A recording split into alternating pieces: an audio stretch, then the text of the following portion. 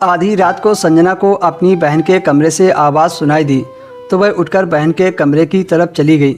जब अंदर झांककर देखा तो अंदर का नज़ारा देखकर उसके पैरों तले से ज़मीन निकल गई। संजना की बहन सुरुचि एक लड़के से बातें कर रही थी। वह लड़का कह रहा था, इतना तुम डरती क्यों हो? तुम्हारी बहन इतनी रात को जागकर क्या करेगी? वो कब का सो गई होगी। रात के 2 बजने वाले हैं, इतनी रात तक कौन पढ़ाई करता है? यह सुनकर संजना की बहन सुरुचि ने कहा, हाँ तुम सही कह रहे हो। लड़का की आवाज़ संजना को जानी पहचानी लग रही थी। कमरे में अंधेरा होने की वजह से संजना को वह लड़का साफ दिखाई नहीं दे रहा था। इस वजह से वह उस लड़के को पहचान नहीं पा रही थी। लड़का सुरुचि से कह रहा था कि अब मैं रात के 2 बजे के बाद तुमसे रोज़ मिलने आ जाया करूँगा और 4 बजे से पहले पहले मैं यहाँ से चला जाऊँगा, क्योंकि तुम्हारे पापा सुबह सुबह उठ जाते हैं। सुरुचि ने कहा, बस कुछ ही दिन की बात है, उसके बाद तो मैं पूरी रात के लिए तुम्हारी दुल्हन बन जाऊंगी। अब तुम बातों में अपना टाइम बर्बाद मत करो और जल्दी से अपना काम करो। इतना बोलकर सुरुचि उस लड़के से लिपट गई। संजना खिड़की के पास खड़ी होकर यह सब देख रही थी। बाहर अंधेरा था, इस वजह से वो लोग संजना को नहीं देख सकते थे। अब वह दोनों बड़ी प्यासी नज़रों से एक दूसरे को देख रहे थे। सुरुचि ने उस लड़के का चेहरा अपने हाथों में ले रखा था। इस बार एक पल के लिए उस लड़के का चेहरा रोशनी के सामने आया। उस पर नज़र पड़ते ही संजना के पैरों तले से ज़मीन खिसक गई।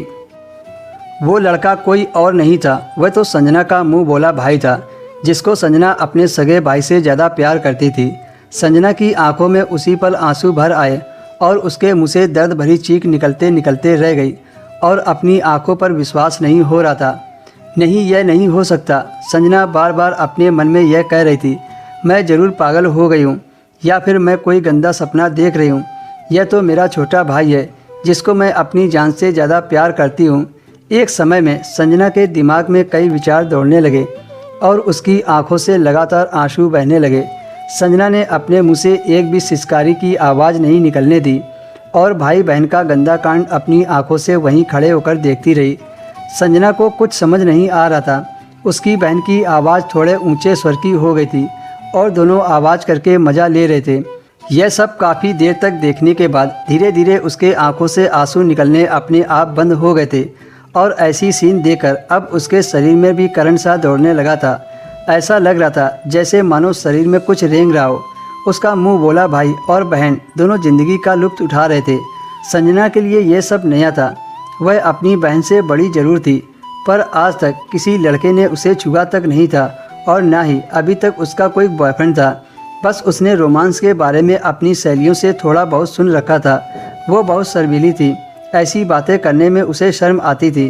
पर एक संजना की बहन है जो बेशर्म बनकर मुंह बोले भाई के साथ धड़ल्ले से बिना किसी खौफ के उस काम को अंजाम दे रही थी, जिसे हर साल वह बहुत खुश होकर उसे राखी बांधती थी और आज आधी रात को उसी भाई के साथ